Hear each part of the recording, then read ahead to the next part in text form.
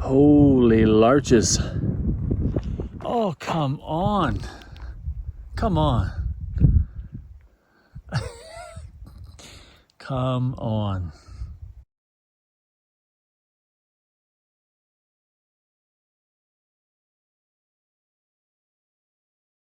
Four parks, 5 passes, and maybe 6 days. Scott and I are going to find out how's the hike from Kootenay National Park all the way back past Mount Assiniboine to Spray Lakes. There it is, we're on section C of the GDT. Only we're going to climb up to Ball Pass and down into Ball Pass Junction. And then we're going to look left and give a little nod to the Bow Valley Highline route, which will intersect and head towards Sunshine tomorrow. This is one video you're going to want to watch trip planning. So hopefully that's later today. It's bookmarked or chaptered. You're going to want to see that one. But first, we got some work to do. 9 kilometers-ish, all the way up to the seldom seen Ball Pass. Unless you're a GDT thru hiker, that is.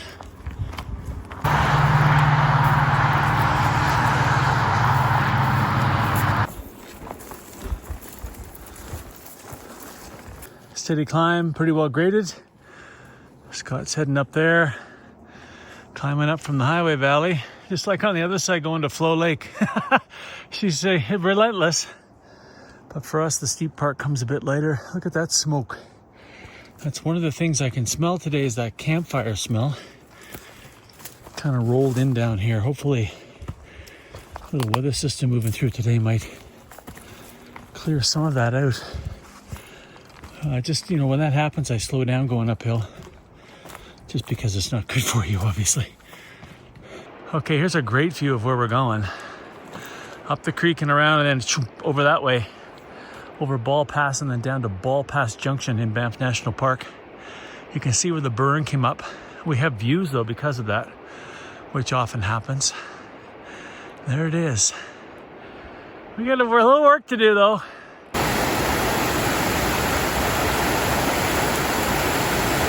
Thought I'd take the chance just to quickly look back before we get up and turn that corner. As you look straight up that valley ahead of me in the smoke toward Flow Lake. Off to the right. If you're on the GDT going Nobo, you'll be coming down and seeing this next year.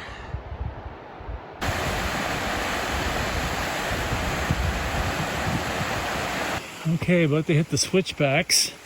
Steep part of the trail now. Just in time for this dark sky and the temperature plummeted. So this will warm me up a bit. Little patch of larches going into rut. Hello, Stephen.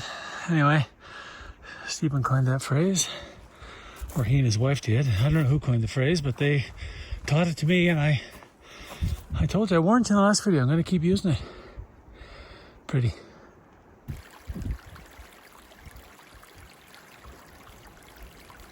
Wow, didn't expect to see you guys out here.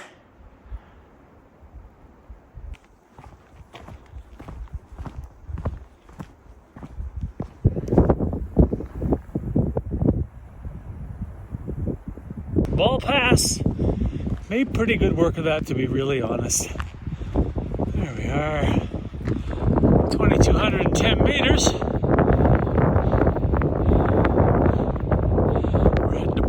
Junction, which is this way. Gonna get over here out of the wind and take a break and put on some extra layers. She's a bit nippy. And then let's have a look at the view on the other side. Looking back a bit, look at this place. Wow. Glacier up there.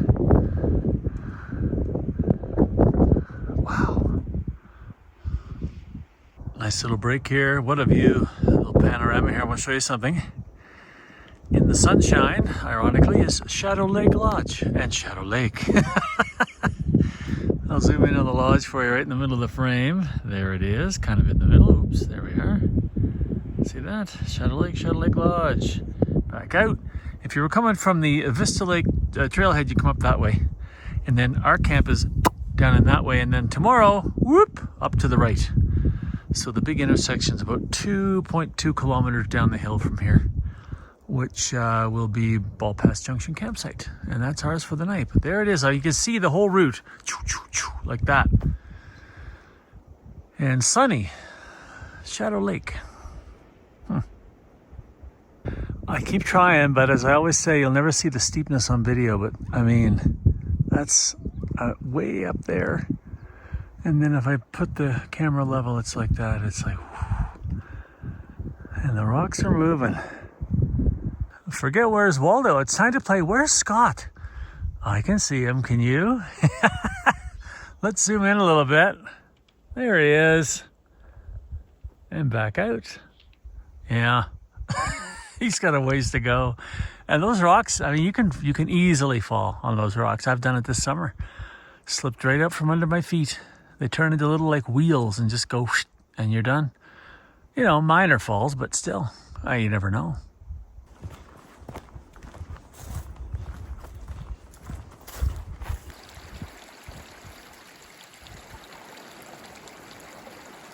A little bit of a steep descent through the forest there at the end. Gonna cross this bridge and we're here. Basically over here, Ball Pass Junction campsite. Let's go see home for the night. I can tell you right now, that's a clean, good-looking water source. And there's the first tent pad right beside it. Let's go look around. Get you a quick tour of camp. Pad number 5 is kind of where I throw my bag for now. It's the furthest one away from everything. Number 4 is here, also near the water, as is number 3, which is kind of what I showed you from across the bridge. Right here. There is someone in a tent there, so we'll quietly walk by that, and I'll show you the rest.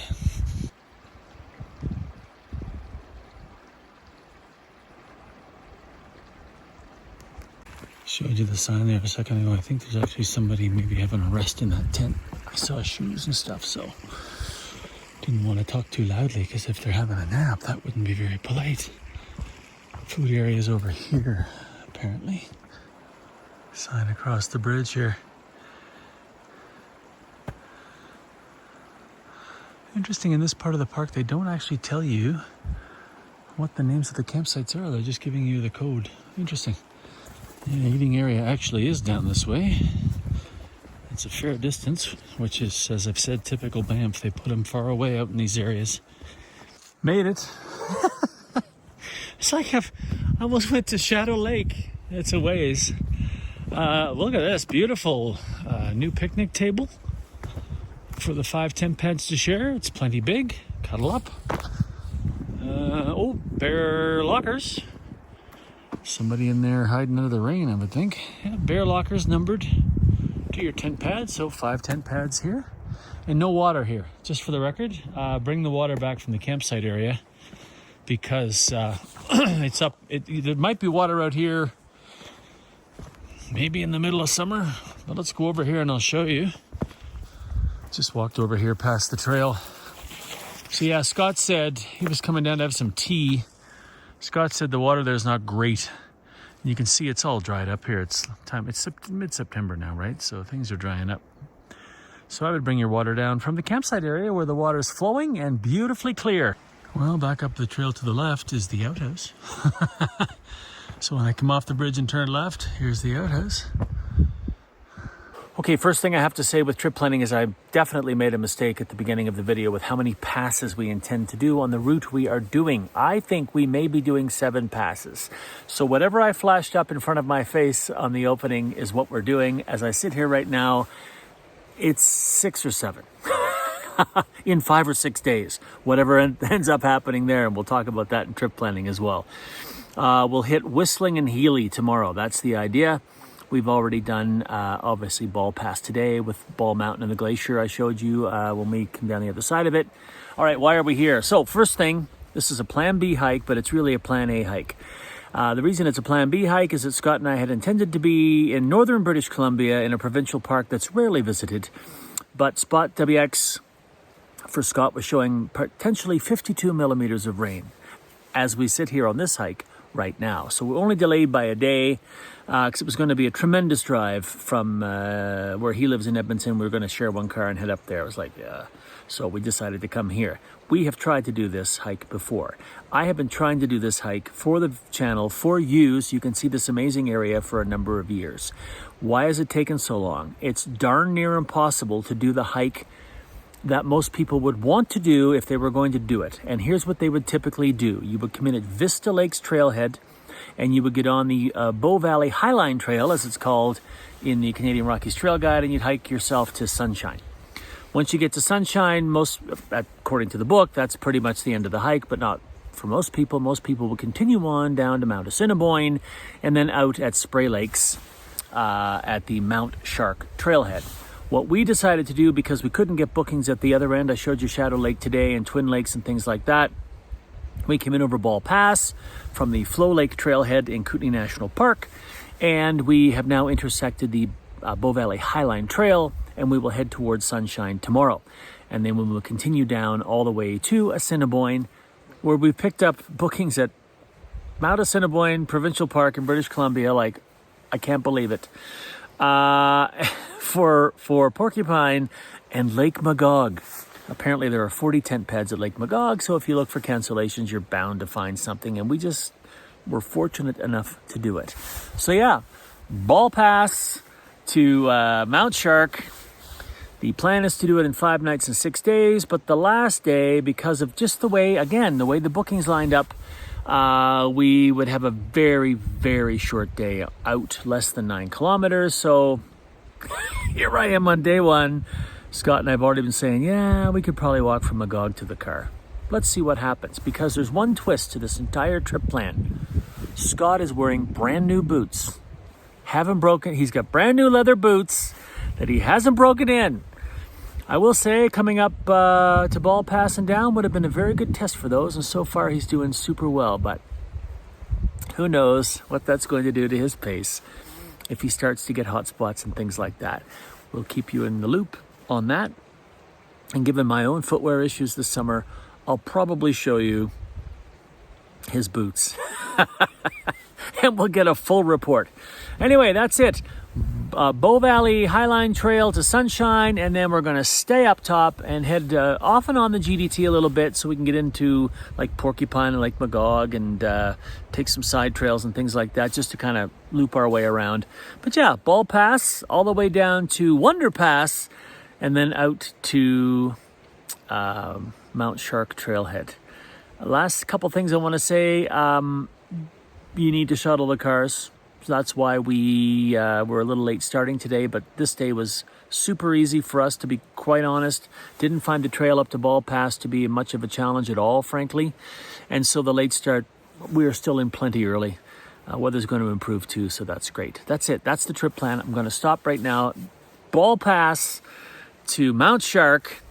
If you want to do the entire trail, you would start at Vista Lakes, but you're going to want to book that in January, February when they go live. Because getting Egypt Lake, which is kind of the linchpin of that hike, and for most hikes in this area, getting Egypt Lake is, I mean, it's like winning the lottery. So, but we will see all of that area and get all of that on video finally. So there you go. That's your trip plan. Follow along and let's count how many passes we actually hit on this hike. Kind of a look back over the campsite, what's behind us. That is one crazy looking mountain. I mean, look at it.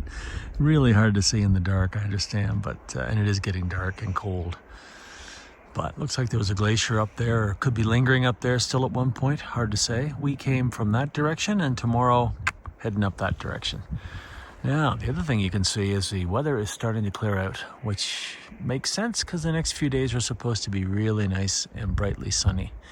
The downside to that, of course, is that when the clouds leave, you get the plummeting temperatures, which is why I'm all layered up here in my multicolors, because I have no fashion statement here, but certainly a warmth statement.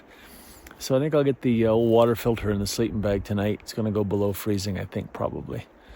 And will be a cool, chilly start in the morning as we head toward, Whistling Pass and Healy Pass tomorrow. Man, so excited to be finally getting out here and getting this on video for you. So I'm excited to see it myself. So for you, 5 or 10 seconds. For me, let's hope I get a good night's sleep. See you in the morning.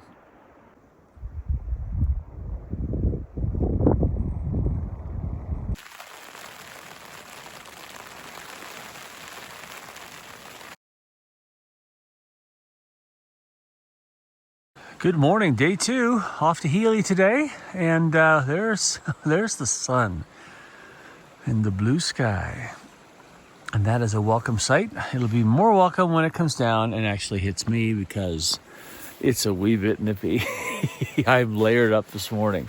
Scott said in his tent, this little thermometer he's got said 5, but that would be much cooler outside the tent. I don't think we went below freezing last night. And even when I look around, I don't see any frost. A little bit of ice here and there, like on the picnic table down at the eating area, but nothing like I expected. So good. And the tent, even though it rained, and it rained for a couple hours, the tent kind of appears dry. So that's really good.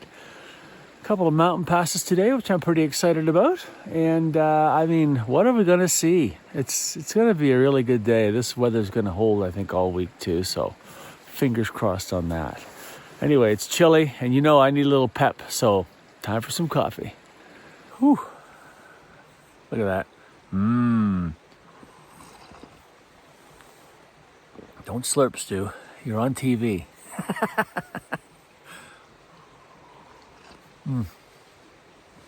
Oh, it's good. It's warm as well. I've got the medium roast today of the Flash Fuel from Canadian Heritage Roasting Company out of Calgary, Alberta, Canada.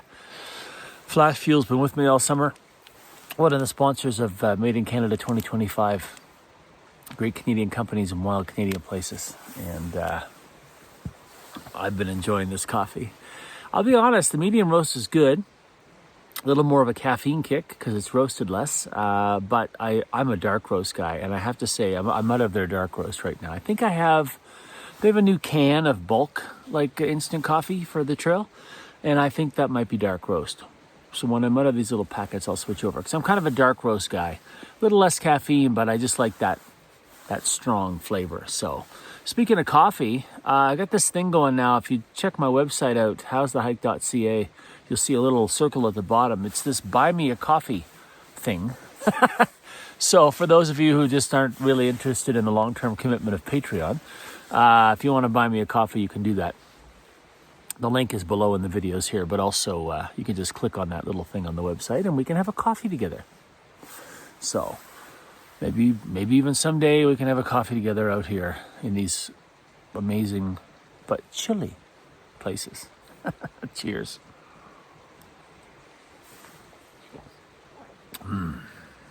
Okay, so just a quick little temperature update. Scott got his thermometer out. It's +2 at the moment, Celsius, of course.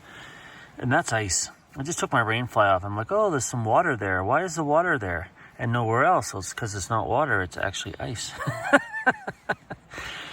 And it kind of appears that my tape job there worked for the leak. I think what's happening with this old Spark 2 that I got last year from Mech as part of their sponsorship last year, I think the seam tape is kind of not holding. I think that's where I'm seeing some issues. Anyway, that's ice. So yeah, below freezing or right at it. One last shot back. Some nice bright sun coming. Scott just tells me now it's -1 on his little thermometer. So as we leave Ball Pass Junction, love this spot. I really did. Great little campsite. Nice water source. Peaceful. Lived off now for a bit. 600 meters straight uphill. But now we're going to catch the sun, which is most welcome on this chilly morning. Yeah, a bit of a climb up out of camp, just so you know. We've emerged from the forest to this. Oh, wow. Good morning. Woo!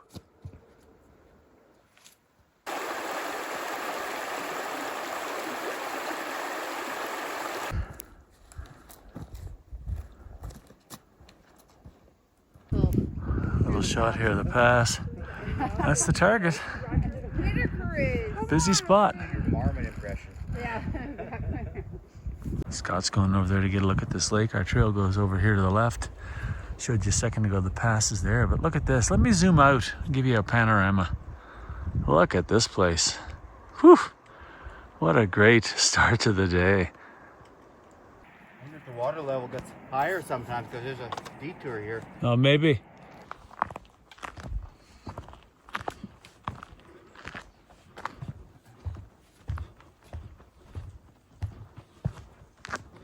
Starting to swing over left with Whistling Pass. Straight ahead.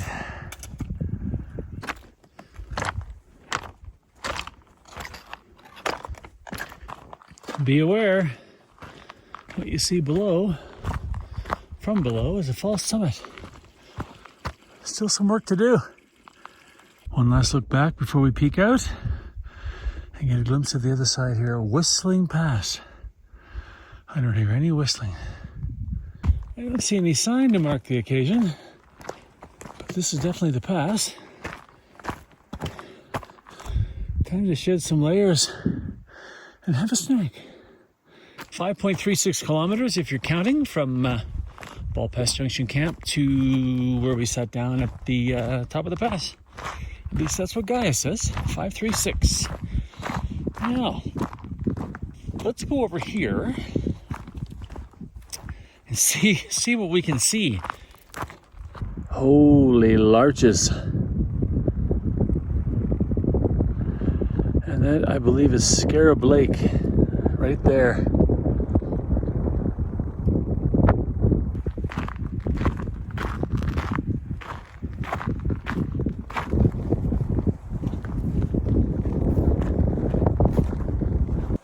Intersection here, an important one. Let's have a look at the sign.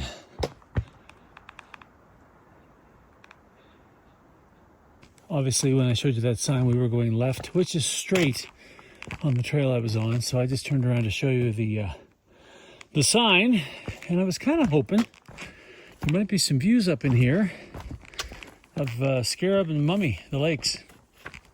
Not really.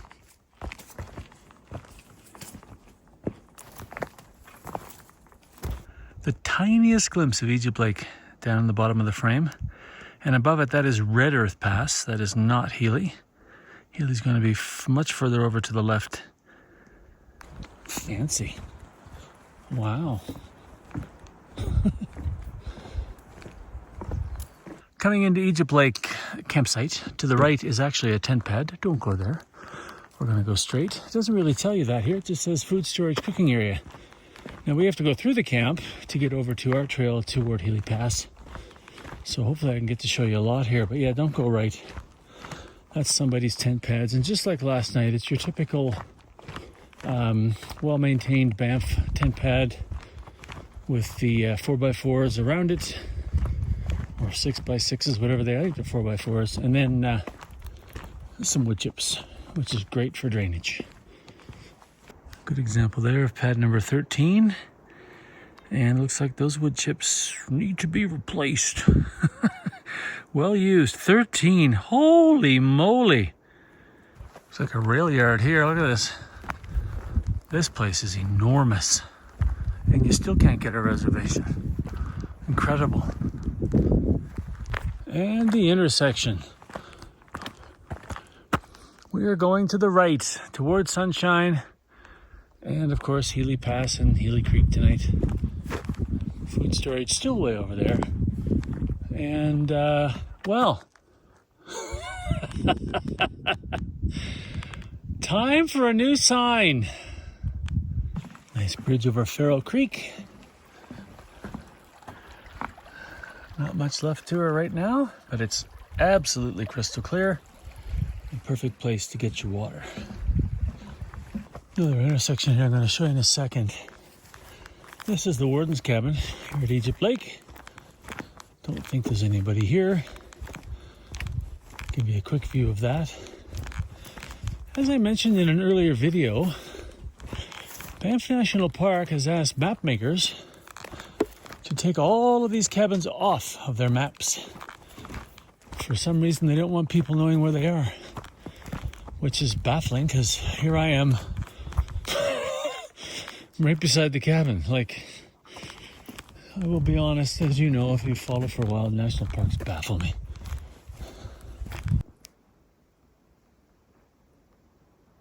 Quick little visit there.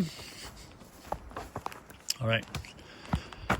Oof, here we go. One more climb today.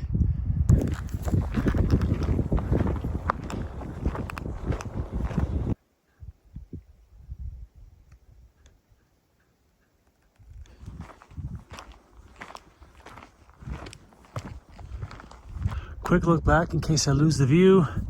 Egypt Lake to the bottom, Scarab Lake at the top. We came down from the right, and up to the left would be Mummy Lake. As in, I'm in my mummy bag, nice and toasty warm. Gorgeous. Let's go see what we can see. Just have a look at this. Merely a frame now, Simpson Pass, which will come into play tomorrow. We're going to drop down here to your left and go to the Healy Creek campsite. And then it's kind of like a triangle. We can come back up the other side to Simpson Pass tomorrow and reconnect with the GDT. But look at this place. Holy moly. Actually, let's just take it in for a sec. Oh, there's Scott. He said, go ahead if you're cold. He knows. You hike with people long enough, you know what's going on. So Scott's going to have a break up there with, there's some young German guys up there having some Bud Light and chips, potato chips. I mean, to each his own. All right, we are off. Look at, oh, come on. Come on. Come on. Pick the quiet parts out for 5 seconds.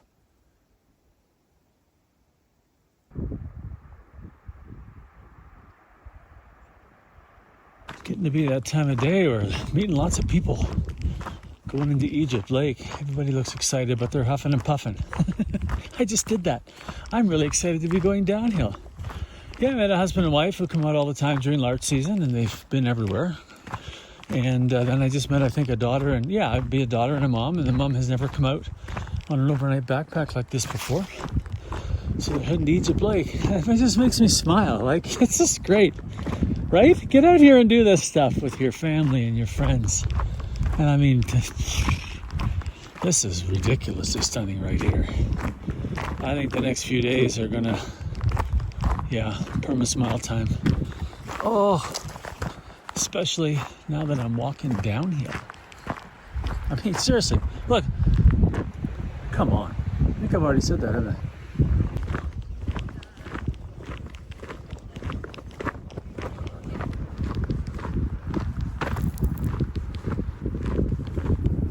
Intersection I mentioned earlier, if you were on the GDT, you would go straight to Simpson Pass and Sunshine Village.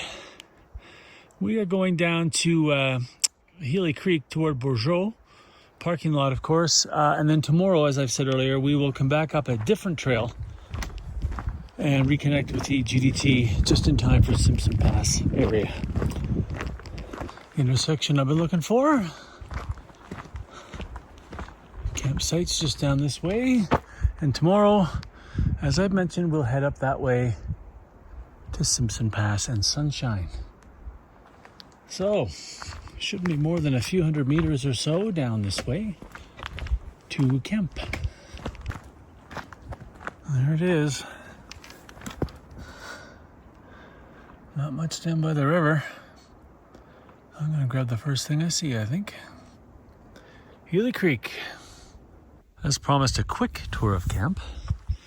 Do the tent area first, and I'll actually kind of cut this video so you don't have to see me walking. Because like a little pal, even better than Ball Pass Junction, this campsite's tent pads are spread out. It's nice, you get a little privacy. Mr. Meadows setting up here with his backpack explosion to the right. Another one there. Maybe that's, I don't know. I'm set up down here, a little closer to the water. You can see the outhouse through there. Let me zoom in for you. There's your outhouse, typical Banff style. And they've decided to put a tent pad, honestly, right beside the outhouse. Like, that's an interesting choice if you're a campground designer. And then quickly I'll show you the water source before we head over to the eating area. Go past my tent area here. Where somebody had a fire built here at one point, right beside their tent pad. I'm not sure the rationale there. Somebody broke it up, which is good. Water source, well, I mean, listen, it's September. All water is running low. So this is absolutely going to be quite different in the height of the season. But it's one of those water sources, very clean, unless you stir up the bottom. And then not so clean. So let's go for a walk down to the eating area. And we'll wrap up our tour. You got to head toward the parking lot on the main trail and then come down here to the spur trail. As usual, they've put the, in this section of Banff, I should say, they've put the eating area far away. I mean, still walking. And very similar to Ball Pass Junction. One table and 5 tent pads with 5 numbered bare bins. That's it. That is your tour of camp. Well, one last thing, why not? It's so far away, they felt the need to remind you how to get back to your tents. Oh, there's Scott calling it. All right, everybody's tired of watching me chew. Let's watch Scott chew.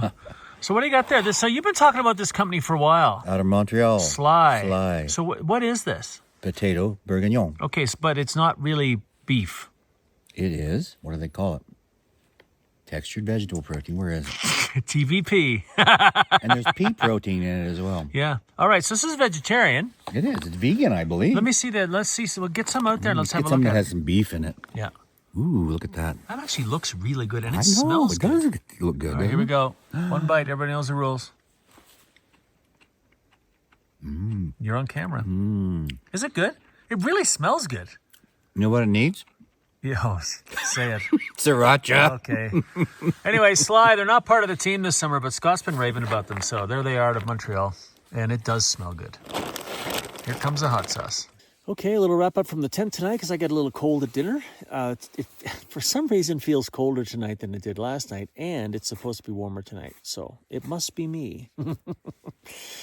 But what a day. Did you enjoy that as much as I did? The views were spectacular. I mean, we get up to Whistling Pass and then kind of looked forward into the Larches and the lake area there, and it was gorgeous. And then Healy Pass. Wow. Like the minute I crossed up over Healy Pass and looked down, I was like, okie dokie, here we go. And when Scott caught up to me, he's like, we were like, wow, no wonder this area is so popular, because that was a stunning view. And we are in for more stunning views tomorrow. About 1.8 kilometers to climb our way back up here to Simpson Pass. As I mentioned earlier today in the video, there is an opportunity to take a different trail. It's actually shorter and takes us right to Simpson Pass. And by that point, we should, be back on the GDT and in the sunshine. I say that because mornings here are cold this time of year, and it's always hard to get going. So if we know we've only got 1.7 kilometers to Simpson Pass, and we'll catch the sunshine, lots of motivation there. And then, of course, it's on to Citadel Pass and then steeply down into Porcupine in Mount Assiniboine Provincial Park in British Columbia. And I think with all of that and the Sunshine Ski Hill area, I think we're in for one heck of a day of views. And I think pretty easy walking for the most part. A little bit of climbing and up and down and stuff. But generally speaking, I think a little easier than today elevation-wise, which is good because it's like a 20 kilometer day, let's say, which is the longest one we have planned at this point. We'll see what we end up doing after Magog. But yeah, today was spectacular. The larches are starting to pop. Tomorrow's going to be even better. I'm super excited to see it. I'm super excited to show it to you and finally get this amazing area on video for you to enjoy. So, wow. It was a great day. Tomorrow's going to be an even better day. And I'm going to get to sleep and it'll be here quicker. 5 seconds for you, 8 hours for me. You know the drill. I'll see you in the morning. Good morning. Day 3 of our epic hike toward Mount Assiniboine and Mount Shark. I don't know. The names out here are interesting, really, and repetitive. But that's an interesting one. Anyway, yeah, good night's sleep, actually. Nice and toasty in my minus 18 sleeping bag. But it was nippy this morning. Scott reports his little thermometer says it was 1 degree in his tent. And typically your tent with your vestibules closed is going to be a few degrees warmer than outside. So, yeah, a chilly, chilly morning, which is typical for this time of year. And I'm probably going to say that every day when I do the intro to the day. Because I was a bit nippy when I got up this morning. So I had some coffee, got packed up, and I'm sitting here in the trees having breakfast because... there's nothing to show you, but trees and blue sky. But that'll come later. The sun's going to come up behind me. And I think we're going to have, as I said last night, just an epic, epic day. So I'm going to have some breakfast. Now, listen, I'm going to show you what I'm eating this morning. Obviously, I'm going to thank one of my sponsors, West Coast Kitchen. But I'm going to show you because I've learned over the summer that I've actually inspired lots of people to try new products. I've had emails from people saying, hey, I just bought a bunch of stuff from West Coast Kitchen or Flat Out Feast or Yamnuska. Like, I've heard this from other people. And Scott, this morning, is having the West Coast Kitchen egg and sausage breakfast, which I've had on the channel. And this morning, I'm having this one. This is steel-cut oats with applesauce. Let's go through the ingredients. I have not had a bite yet. That's true. I mean that. Delicious breakfast of steel-cut oats baked in coconut milk with applesauce made with dates, raisins, and honey. Oh, let's see what happens. Looks good. All right, this is honestly, I think I added too much water. It calls for 180 mils, and I have a hard time measuring that, but.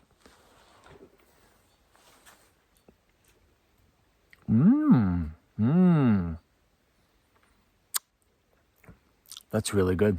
I can literally taste applesauce, like out of the jar. I'm not kidding. Yeah, this is not the first time this summer I've said with some of these meals that are freeze-dried from these smaller companies in Canada that I'm tasting like actual stuff. I'm actually tasting applesauce, like out of a jar. So, West Coast Kitchen, steel-cut oats with applesauce. By the way, it weighs less than 2 of those little bags of oatmeal that I usually have for breakfast because I just eat breakfast and get going. It weighs less than that and about the same amount of calories. So, all right, I'm going to have my breakfast and then we're going to hit the trail. Thank you, Healy Creek. I like my tent pad. As I said yesterday, tent pads were nice and nice to spread out, but the poor guy camping near the outhouse. I mean, who designs campsites? Like, no backpacker would say, yeah, let's put a tent right by the outhouse. and the other thing to know is there's no views. So, but you're close to the trailhead. So if you wanted to do a one-nighter to graduate from day hiking or test some gear, wouldn't be a bad spot to come, honestly. So, all right, we're up to the intersection here in a minute. Bearing left, back up to the GDT and Simpson Pass. And it shouldn't take us long. Back to the intersection. We came down that way yesterday. And we're going, as I showed you last night, this way to Simpson Pass and Sunshine. On the Citadel Pass and Porcupine, as you know. Simpson Pass. About 1.7 kilometers. There's our sign, if you want to read it. My trekking pole shadow. Little cairn over there. Park boundary here, and we're going to walk over here and I'll show you the other cairn now as we intersect the GDT. Heading that way. Climbing up out of the pass, which is kind of weird. Another cairn for you. Number 3C. I guess we're back in Alberta. Yeah, we're skirting the border at the moment and the park boundaries. Not much to show you in these woods. Been a steady climb in the woods, really. A little bit of up and down as a reprieve, but mostly up. We've ascended out of the trees. This is much nicer to walk in, obviously.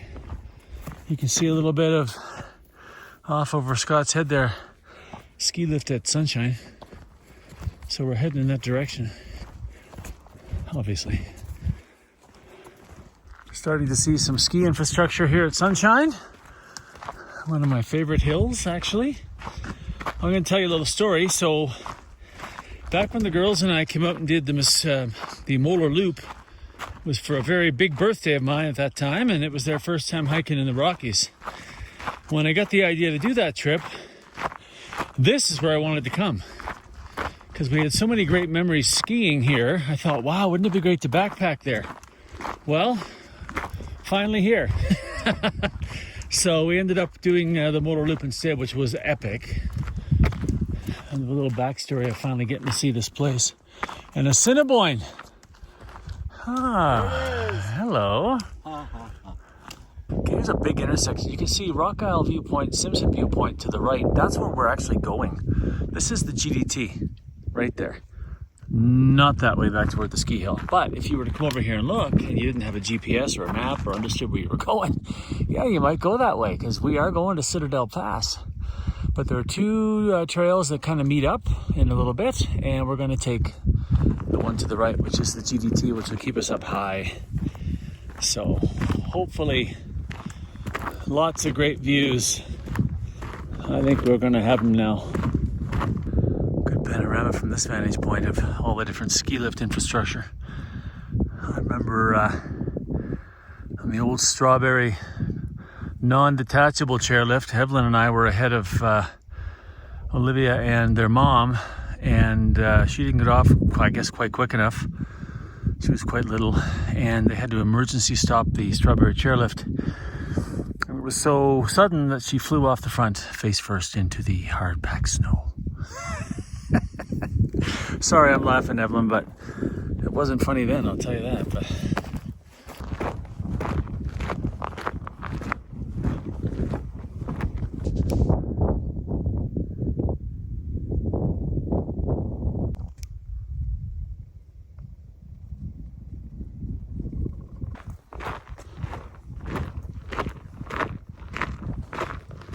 the aptly named Rock Isle Lake.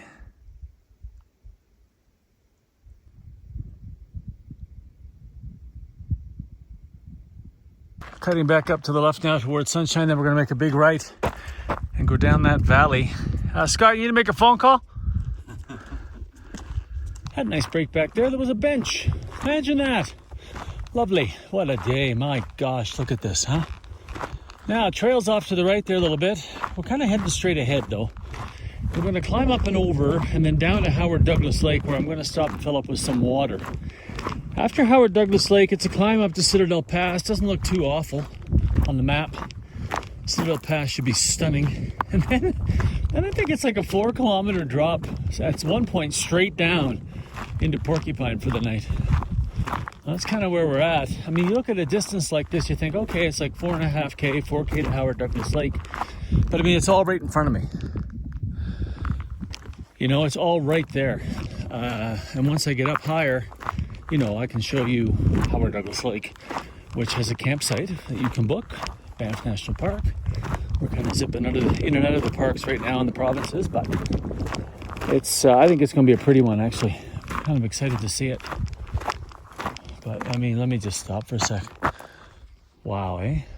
Like, oof.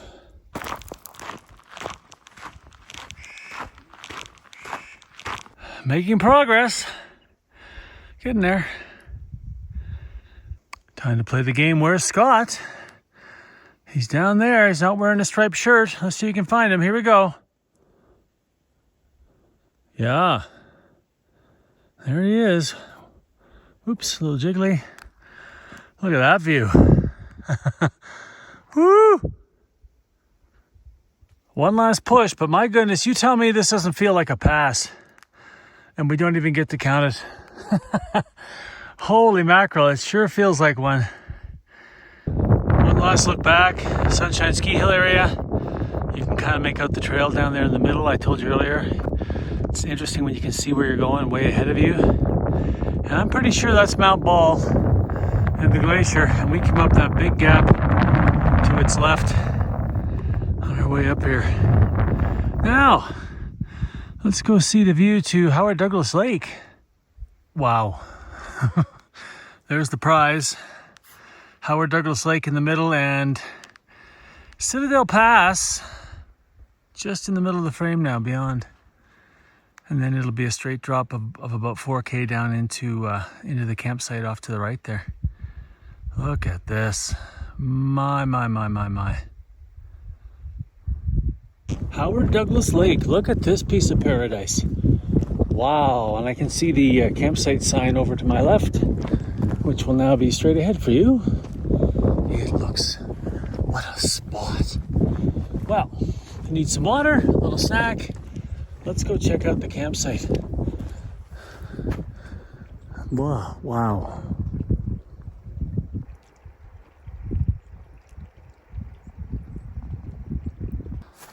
There's the sign. If we were to take the little trail to my left, we'd head into the outhouse and eating area.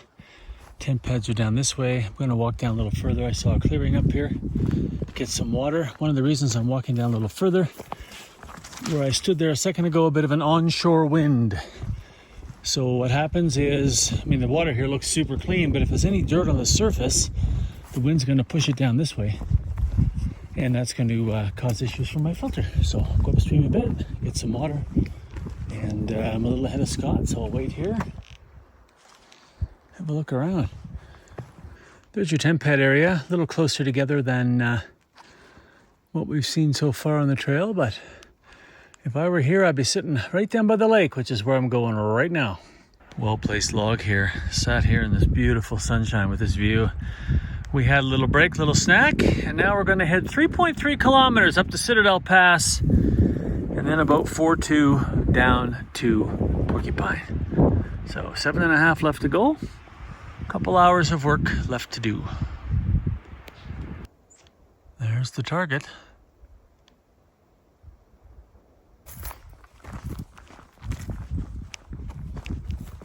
A little less than a kilometer now, I think. One little push up here and over. One last look back.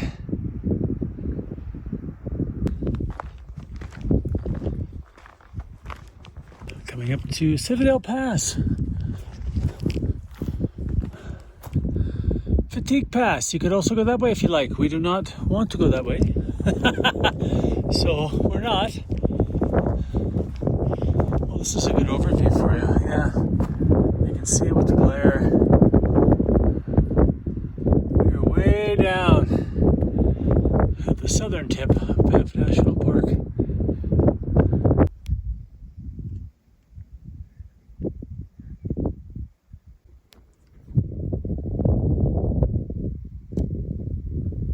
Coming down the backside of Citadel Pass. Woo! Look at that.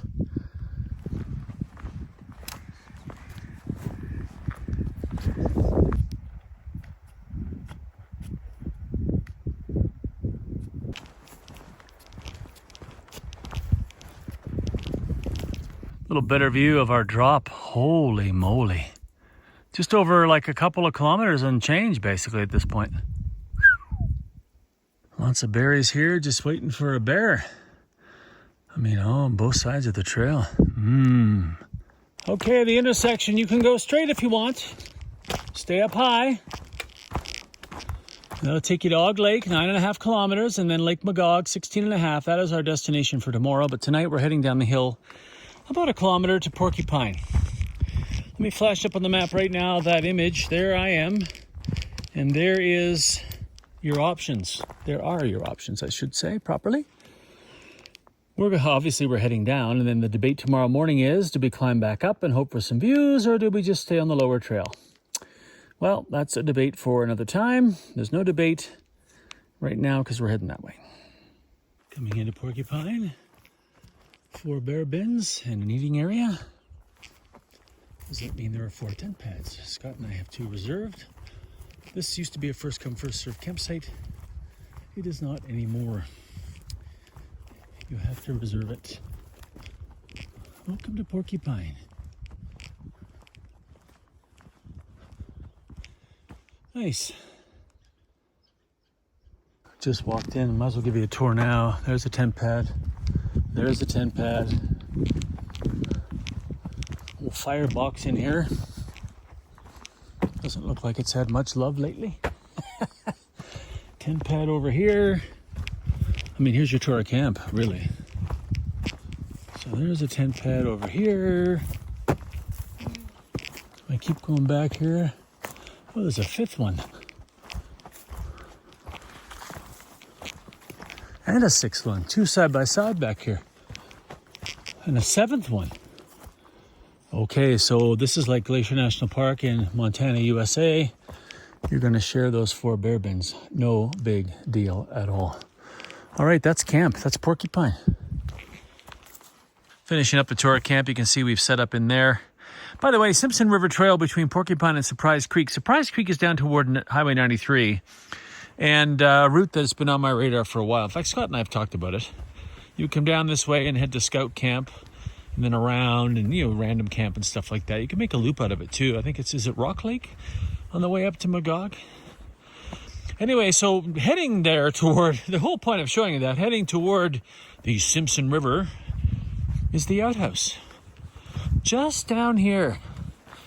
These outhouses are user maintained. The one I was at Beatty Lake with Aaron, I think it was last year, had a broom and all kinds of stuff, and it was quite clean. Look at that. Yeah, that's really nice. Oh, let's look inside. Well, no broom, but super clean. Somebody left the toilet seat up. By the way, pro tip, when you go in there and open the toilet seat in these outhouses, look in. Now you're thinking, ooh, no, look in. There are times when animals will be down in there.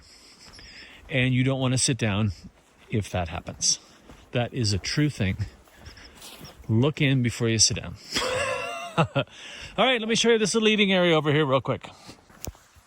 As I said earlier, go ahead and share your bear bins with others. Nice area to sit. Bit of a view here. The little sun's still painting the mountain. Talk about that when I wrap it up about the morning, because it's just going to be the coldest one of the whole trip, I think. Also, look at this. Gray water. Liquid waste only. Pack out all food waste, so no solids down there. But if you wash your dishes or something, there, boom.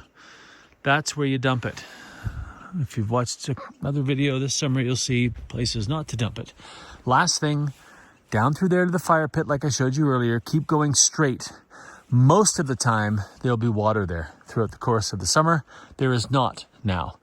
You'll see an old footbridge they put toward the water source. The water source is back up the hill. You will see a very, very good trail, as good as this, jutting off to the right if you're heading up the hill. And you'll kind of hear a little waterfall. That's your water source. It's probably 100 meters up-ish, something in that vicinity. There it is, your tour of Porcupine. Scott and I are hoping it does not live up to its name tonight. Well, that's a wrap on day 3. 20-ish kilometers. I'll flash it out. I think I got 20.7 or something when we looked earlier. I had to make an adjustment. But and 2 passes. Simpson, not so hard. That thing in the middle, hard. Should have been a pass. And the Citadel was not difficult. The Citadel was not a difficult pass. Nice long approach and super pretty looking back towards sunshine and stuff. So really good day and a very clear night. Now, that means tomorrow, I think the first couple hours are going to be pretty cold and pretty dark because we're going to be walking down this valley and the sun, which should come up, I mean, it's not going to be coming up over there at all. Like, we're in a pretty narrow valley, frankly, for the sun. So I hope it's quiet here tonight. It is called Porcupine, as I said a few seconds ago. And last night, I forgot to mention this morning, last night I'm laying in bed, it's getting dark, and I hear this. Now, I am mimicking the sound on the ground. Something with a little bit of weight was running around the campsite like crazy and running around my tent. So I'm sitting there going, okay, they're not squirrels. They're too heavy for that. They're no bigger than a raccoon. There wouldn't be a raccoon. I'm thinking, could there have been rabbits? No, I was like, wait a minute, rewind. What did he say? No, yeah, I mean, I think what else could make that thumping sound with like hairs, like the big back legs of a hare or something. So I don't know what was in camp last night, but hopefully tonight will be a little bit quieter. We won't have any of that. If we do, I'll try to get it on video. Anyway, all right, gonna head to bed, have a little rest, do some looks at maps for tomorrow, and tomorrow should be a pretty awesome day as we get right to the heart of Assiniboine. So 5 seconds for me, 8 hours. No. Whoa, wait, wouldn't it be great if it was 5 seconds? 5 seconds for you, 8 hours for me. We'll see you in the morning. Good morning, day 4, another bluebird. Look at that. Although we think it's a bluebird, we won't see the sun for quite some time, as I mentioned last night. Mr. Meadows over there, looking very warm and happy. Don't be too sure about that. Yeah, anyway, it's about freezing right now, about 0. A little bit of frost out here in the meadow. And yeah, it's our day to go to Lake Magog. But first we go to Og and hope it's not a slog. What do you think? Yeah, no, peanut gallery. It's a tough audience. Anyway, coffee. Off we go.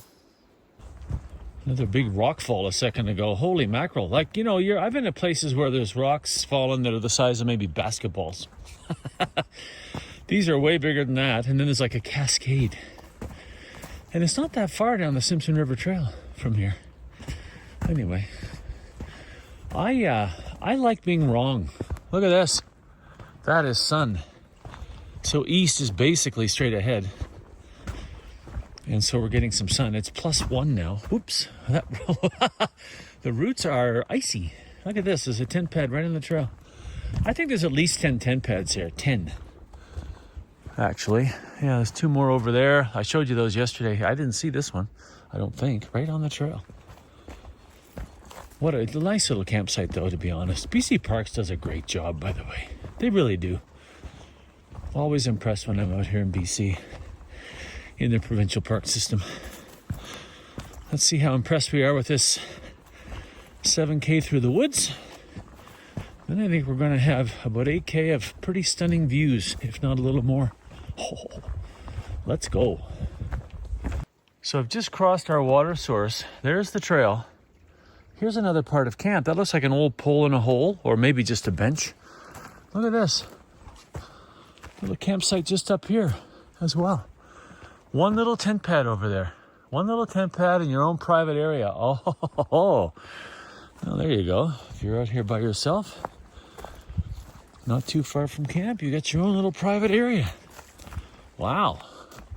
Not much to show you through here. This is what you got. Rocks, roots, as we thought. Little climb here. And we have lost the sun, so it's nippy. But the climb helps, warms you up. Wow. Pretty relentlessly steep at this point, so I guess you pick your poison. You go up the far end or you go up this end. You got a porcupine in that valley. I think about 400 meters to make the intersection. And then it's, from what I can see, it's going to be a lot easier. And there it is, the intersection. Sunshine Village this way on the GDT main. And we are going to have some ups and downs here, but when you look at the overall, 5.5 to Og and then onward, it's a lot better than what we just did as far as elevation up and down is concerned.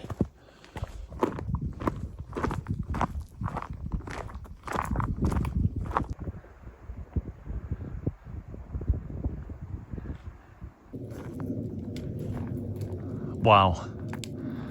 I mean, really, what are you going to say? There's the trail. Og Lake, Assiniboine, glaciers, larches. Wow. Showed you that clip a second ago. That's about 8 kilometers of slog to see Og. I mean, really, a lot of forest climbing and a lot of rather interesting rock landscape, but, look at this, right? So that's what you're working toward. So we're going to go down here and water up at the lake and then keep working toward Magog. Look at that. That's just... that's why you hike. All right, we're going to come down into camp. We have to get some water, so we're probably going to have to trek down to the lake. This will give us a chance to give you a little tour. Eating area, very similar to what we had at Porcupine. And then the food storage area is going to be right over here. It's both hangs and 4 bear cabinets. We're going to keep walking this way toward the lake. Coming through now, this one looks a bit like the one we had last night. I didn't see a vent though. when out at Porcupine. Here's your tent pad. Somebody's here. Keep the boys down. Information kiosk up there. A couple people sitting down. We're gonna go drop our stuff at this last tent pad, and then what we'll do is we'll just head up this way and catch the trail. But we're gonna have to drop down significantly here to get water, which is gonna take a little time.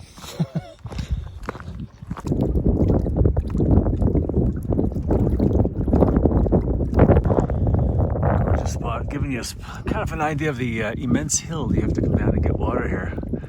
There's no water flowing into this right now either, so it's just basically pretty clear water except for dirt on top. I mentioned to you yesterday about the onshore wind, so the dirt's all being kind of like sent my direction, so you got to kind of be careful to get clean water. And I would filter here anyway. Somebody might say, well, there's no giardia there, why would you filter? Well, so there's no fresh water coming into this, that's not a big deal, but how many people do you think have swam in this over the last, say, few weeks, right? So, yeah, we'll go ahead and filter it. Look back at camp. Got kind of a desert feel to it. Anyway, lovely spot.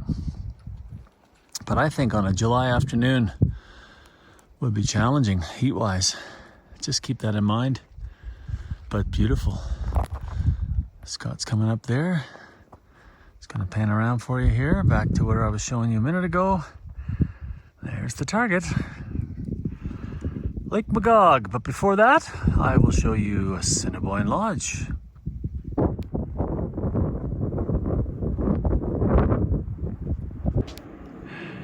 That's kind of cool. In today's episode of Where's Scott? Taking a look back, it's quite a different landscape, isn't it? It's very dry looking. I mean, it's fall, okay, but still.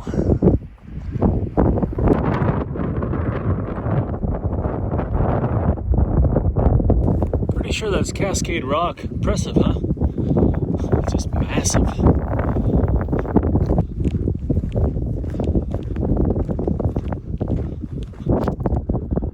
Not sure if I'll get a better view backwards, so here you go.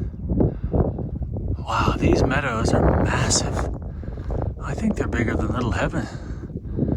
Like up in Jasper. This is incredible. I mean, I'm almost to the end of them now, but this has been going on since Og Lake. Woo! Imagine this when the flowers are out. Marker here. Over here. Lodge is 1 kilometer. We're going to go there and show you. And it'll be 2K to our campsite after that. Another intersection for you.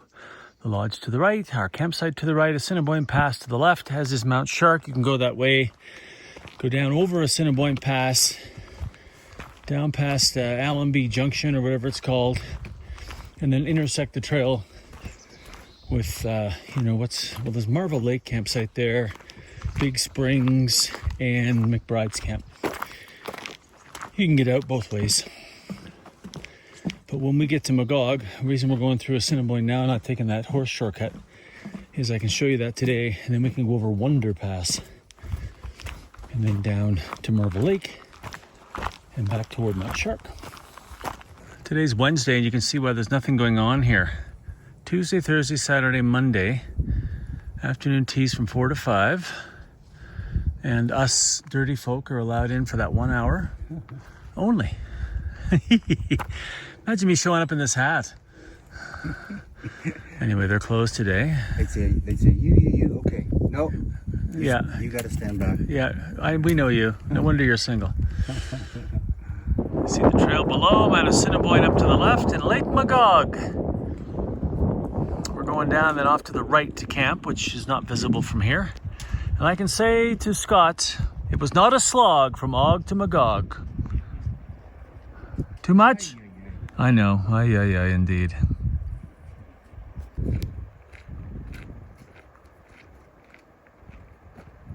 All right, middle up and over. Final stretch now. I can already hear voices. This will be a little different than what you're used to seeing on the channel. Lake Magog has 40 tent pads that are reservable. So So at any given time, if it's sold out, 40, 80, maybe even 100 people here. So a little different, but well worth it to be in this place. Look at that. Well, I'll do my best to show you around. If there's a lot of people, it's hard because you don't want to put people on video. You know, make them feel weird. So let's go see what I can show you. Barren area. It's probably up all year. Oh yeah, look, it is up all year. Oh wow, look at this place. This is huge. Cooking shelter here, bear storage, very nice. Water spigots are here, but it says not for human consumption. Not like you're gonna drink it unfiltered anyway. Untreated water, I mean, you should be able to filter it, you would think. Heading all the way to the back now. Busy. Came around the back, found the flowing water source. I mean, it's all the same if you filter it, I would have to think. What we can't find is we can't find two temp pads anywhere. We have to camp back here. Finally. I've lost Scott, so that's a problem. No, I'm gonna grab these.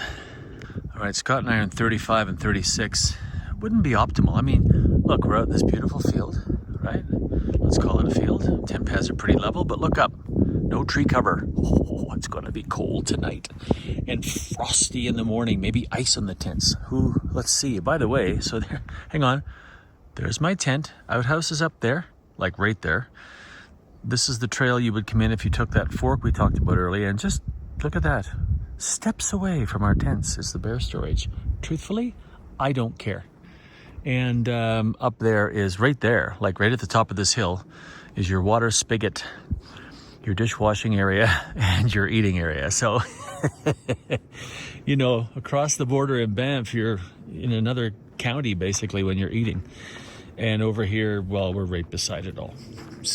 Anyway, every park has a different rule, but I always find that kind of stuff funny. Yeah, there's your eating area, there's your bear locker, and there's Scott and I. Now, last thing I want to show you about this bear locker. This one's full of garbage. Full of garbage. I mean, not full, but lots and lots of garbage. Why is that a problem? Well, first of all, you're supposed to pack it in and pack it out. I mean, that's really it's what we all do. We pack it in, we pack it back out. We don't leave it behind. We don't leave it behind for others to have to pack out. So now park staff will have to come in and clean up all the garbage that folks have left behind. And it's really not nice for your fellow campers because now I am a few footsteps away from this bear locker full of garbage, and garbage is an animal attractant. You see, it's like full circle there. Please pack out your garbage. Take it out. Don't do that. It's not a good move, honestly. Anyway, my next move is going to be up there to the eating area for some cup of soup. Just walked down here to wrap up day 4. What a day. Look at this. So yeah, a little work for 8K to get to Og Lake. When I joked and said it was a slog, it kind of was in places. And then, of course, the views opened up and down the meadows to Assiniboine Lodge, which we finally got on video for you. And then this is incredible. Lake Magog below, which we can't really see right now, but the campsite's phenomenal. It's everything's pretty tightly packed, but the facilities are really, really good. BC Parks has done a great job. And it's super busy. People are going out tonight to see the sunset. People are going out in the morning to see the sunrise. You got people going to go bag peaks.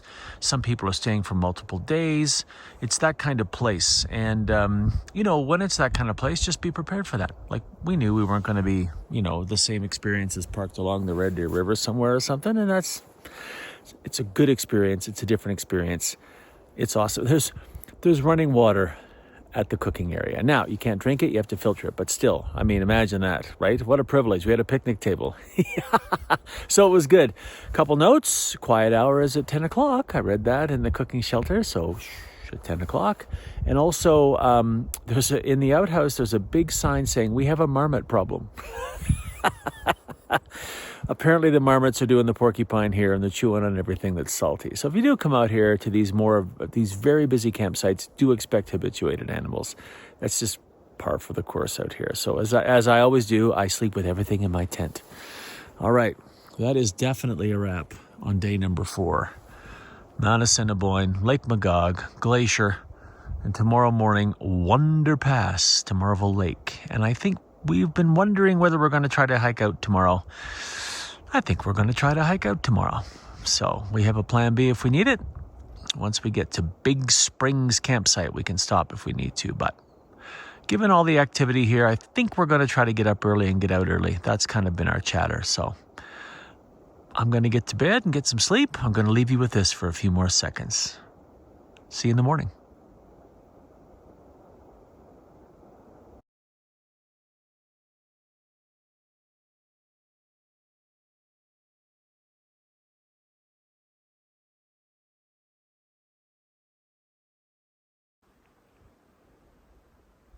Sky. Good morning, day 5. Oh my gosh, look at that view. Isn't that crazy? That's crazy. It's just crazy. We're up early this morning. I didn't do a good morning in Vidit camp because camp was busy.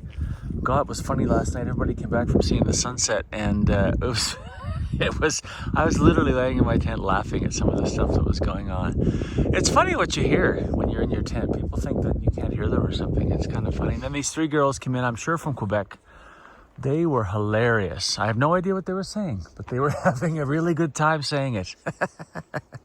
This is all before curfew, so it didn't matter. Like, I'm not saying that. It was actually really funny.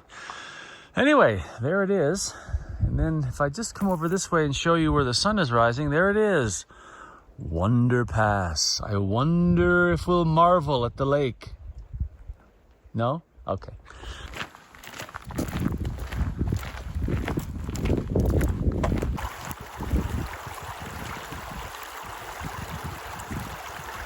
Made it up to the Nasset huts. I think I can smell pancakes, Scott. That's the cook shack right there. Yeah, the cook shack's right there. Yeah. I think I do smell pancakes.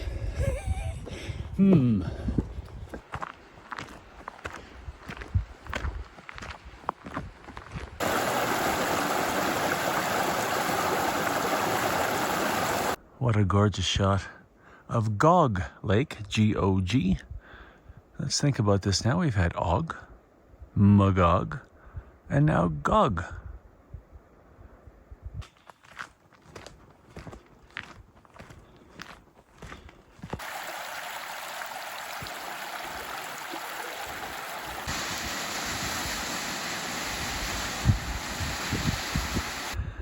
One last little bit.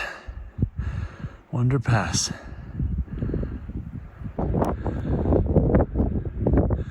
One last look back into Larchland. My goodness. We're gonna head down that way and around to Marvel Lake, and it's gonna get pretty steep here in a bit. Look at the smoke. I haven't smelled a campfire since about 4 a.m. honestly, and you can really feel it today in the lungs as well. That's actually fairly smoky. Ooh, man, hard to breathe sometimes.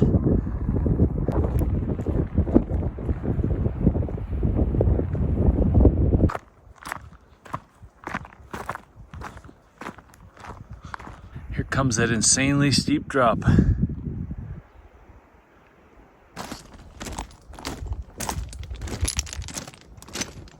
Trail intersection here for Marvel Pass if you wanted to head down and make a right. I do not. We'll keep going this way.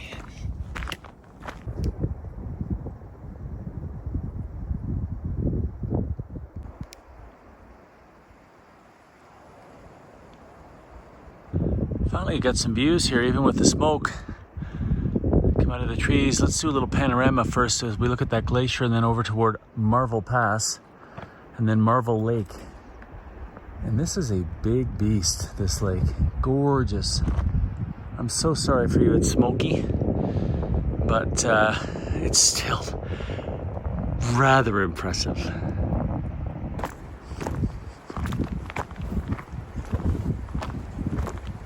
Maybe the last look back.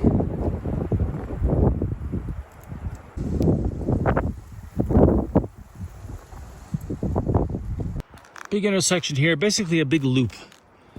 If you go toward Bryan Creek Junction, I think kind of where it all intersects is about 1.5 kilometers, although quite a bit more up and down. And this is actually the GDT down this way to Marvel Lake. I'm gonna wait here. Oh, by the way, there's no water. I haven't had water for 10 kilometers. I haven't seen a water source for 10 kilometers. And I'm down to my last few gulps. So I'm gonna look at the map too and see which is the best way to go to get some water. Scott's still behind me. I haven't stopped because I haven't found a water source. Typically, if I'm gonna stop and wait, I'll just find a water source, sit and have a snack, have some water. There hasn't been any. All right, sitting here having a small break. We still haven't found water. We're gonna find this up the way. Probably gonna take the harder way, which is shorter, which is what both of our GPSs want us to do because it's shorter. And the other day, I meant to mention this earlier because it's stuck with me. My feelings are a little hurt. Scott was talking about my hair and my side. What'd you say my sideburns look like? You look like a 19th century Civil War general. I don't, but I need a beard for that. Anyway, remember the old saying about glass houses and stones? Here's a guy criticizing my hair. Let's just pan over. There it is. Yeah, the Sriracha Willie. You gotta stand out, you know? Well, you've accomplished that. Long-awaited water source. Look at this piece of paradise. Oh my gosh. So, weather station in the center of the frame now. We're going to the right. Over here. Let's zoom in on this beautiful thing. Here we go. Look at that. Patrol cabin. Gorgeous. Wow, what a spot, huh? And the McBride's camp, the campsite, kind of over there. We're not going through it. Sorry. Gonna get some water and head in a little more direct route down toward Big Springs.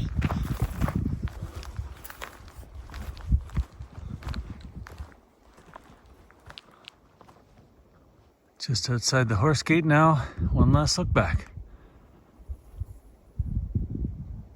Okay, I'll admit to not have been expecting this at all.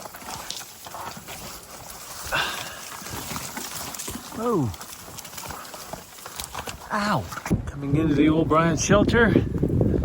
Still some remnants of infrastructure here.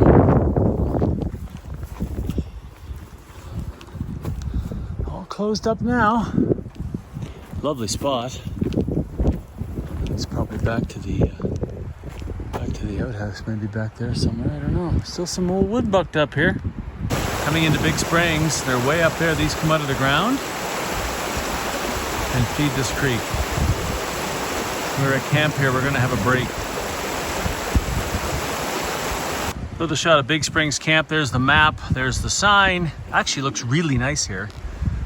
Lots of needles on the ground. Outhouses over there, kind of in the center of the frame. And you just you camp over there. Nice. Really nice. And you'd hear that all day, which would be phenomenal.